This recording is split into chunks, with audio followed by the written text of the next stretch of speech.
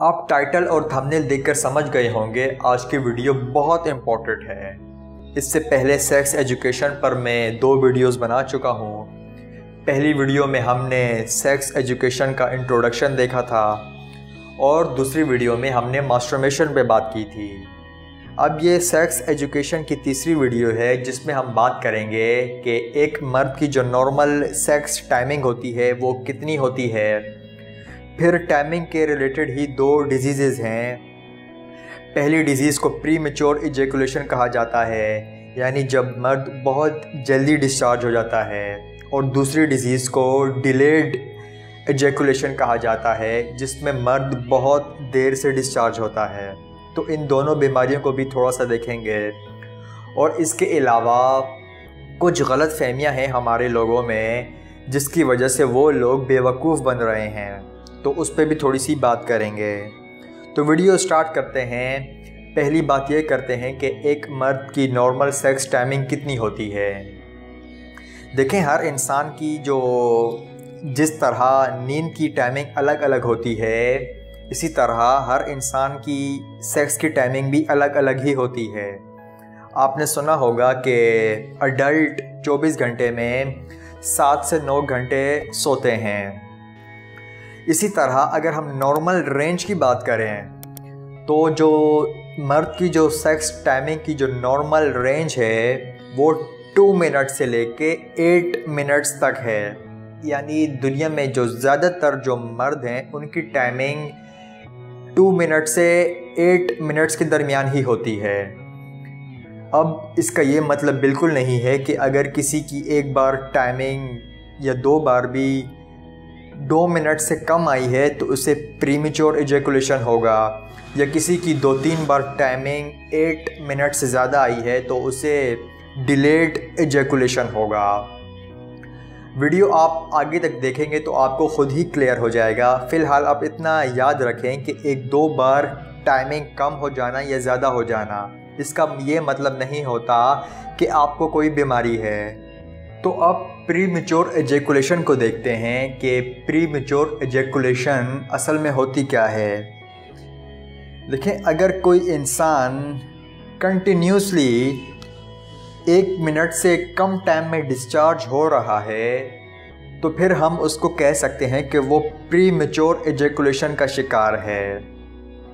Again میں بتا رہا ہوں، 1-2 بار 3-4 بار ایسا ہو جانا نارمل ہے، یہ کوئی ڈیزیز نہیں ہوگی۔ لیکن اگر کوئی انسان مسلسل کافی لمبے عرصے سے 1 منٹ سے پہلے ہی ڈسچارج ہو جاتا ہے تب ہم کہہ سکتے ہیں کہ وہ پری میچور ایجیکولیشن کا شکار ہوگا، کیونکہ جو سیکس کی جو ٹائمنگ ہوتی ہے وہ کافی چیزوں پہ ڈیپینڈ کرتی ہے۔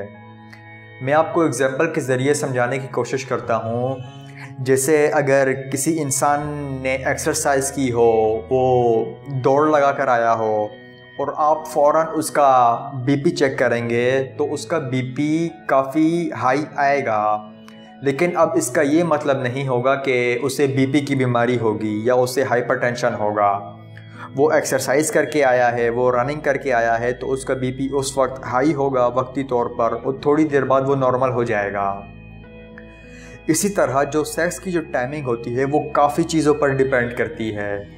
اگر آپ ڈپریس ہیں، یا اگر آپ کو کوئی انزائٹی ہے، اسٹریس ہے، تو اس کا افیکٹ ٹائمنگ پہ پڑتا ہی ہے۔ یا اگر آپ کو خوف ہے، یہ مسئلہ کافی لوگوں میں دیکھا گیا ہے کہ انہیں کافی ڈرایا جاتا ہے سیکس ٹائمنگ کو لے کر، اور اگر ان سے 1-2 بار پہلے اچھے سے پرفارم نہ ہوا ہو تو انہیں یہ خوف ہوتا ہے کہ اب پتہ نہیں مجھ سے ہوگا یا نہیں ہوگا، تو اس کا اثر فوراً سیکس کی ٹائمنگ پہ پڑتا ہے۔ لیکن اس کا یہ مطلب نہیں ہے کہ آپ پری میچور ایجیکولیشن کا شکار ہیں۔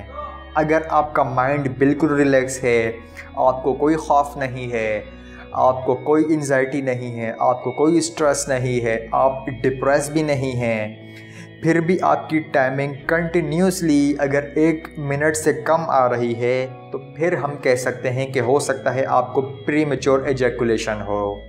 ریسرچز میں یہ بات ثابت ہوئی ہے کہ ہر 3 میں سے 1 مرد اپنی زندگی میں کچھ عرصے کے لیے کم از کم ایک بار تو پری میچور ایجیکولیشن کو فیس کرتا ہے، فیئر کی وجہ سے، اسٹریس کی وجہ سے، انزائٹی کی وجہ سے، تو کچھ عرصے بعد وہ نارمل ہو جاتی ہے۔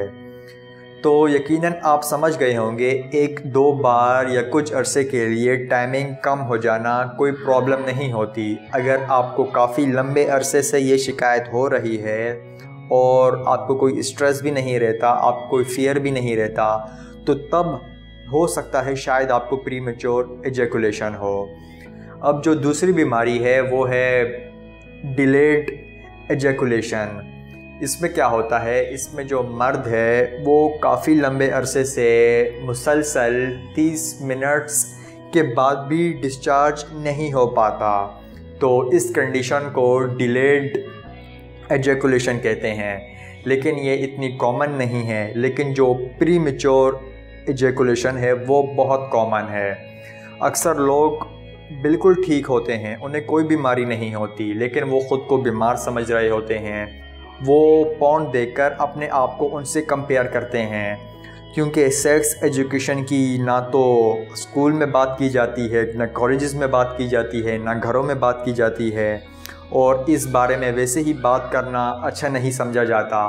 تو اس لیے جو لوگ ہیں وہ بالکل ٹھیک ہوتے ہیں، لیکن وہ اپنے آپ کو بیمار سمجھتے ہیں۔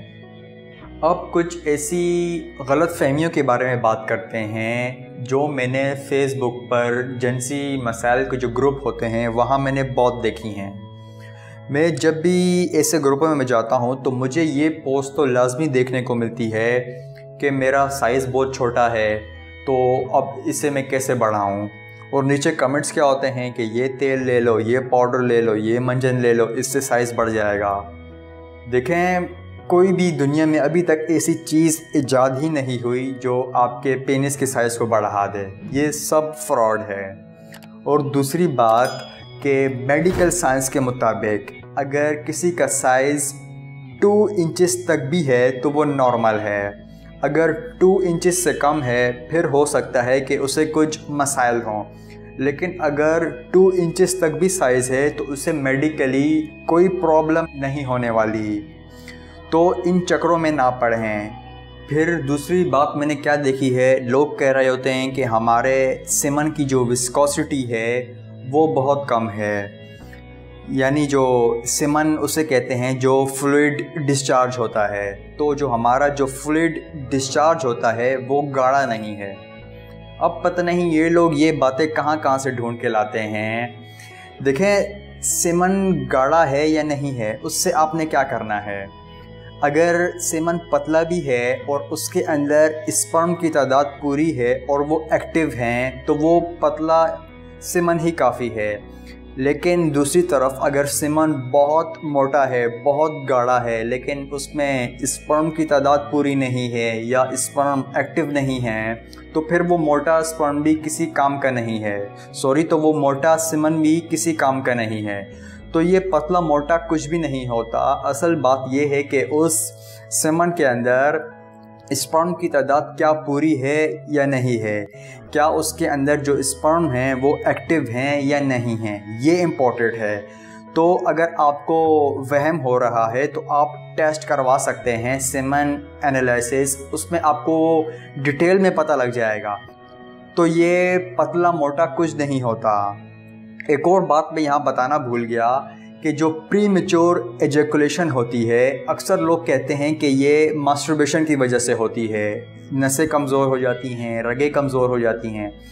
دیکھیں، یہ بھی اللاجیکل بات ہے، آپ کی باڈی کو نہیں پتہ آپ سیکس کر رہے ہیں یا آپ ماسٹربیشن کر رہے ہیں، تو یہ فضول بات ہے۔ ماسٹربیشن سے ڈائریکٹلی پری میچور ایجیکولیشن نہیں ہوتی۔ ہاں، یہ بھی اکثر کیسز میں دیکھا گیا ہے کہ جو لوگ پورن بہت زیادہ دیکھتے ہیں وہ پھر خود کو ان پورن اسٹار سے کمپیئر کرتے ہیں، تو پھر تو لازمی بات ہے آپ کو اپنی ٹائمنگ کم لگے گی، آپ خود کو بیمار سمجھیں گے۔ تو یہ مسئلہ پھر پری میچور ایجیکولیشن کا نہیں ہوتا، تو یہ مسئلہ جو ہے وہ آپ کے مائنڈ کا ہے۔ تو ماسٹربیشن سے ڈائریکٹلی پری میچور ایجیکولیشن نہیں ہوتا۔ اور جو یہ ساری باتیں میں نے اس ویڈیو میں بتائی ہیں وہ ساری میڈیکل سائنس جو بات ثابت کر چکی ہے، میں نے آپ کے سامنے وہی باتیں بتائی ہیں، میں نے کوئی خود سے باتیں نہیں بتائیں۔ آپ گوگل میں یہ ساری باتیں چیک کر سکتے ہیں۔ تو اگر آپ کو یہ ویڈیو انفارمیٹیو لگی ہو تو اسے لازمی شیئر کریں۔ کمنٹس میں اگر آپ کو کوئی سوال پوچھنا ہو تو آپ پوچھ سکتے ہیں، اور ویڈیو دیکھنے کا بہت شکریہ۔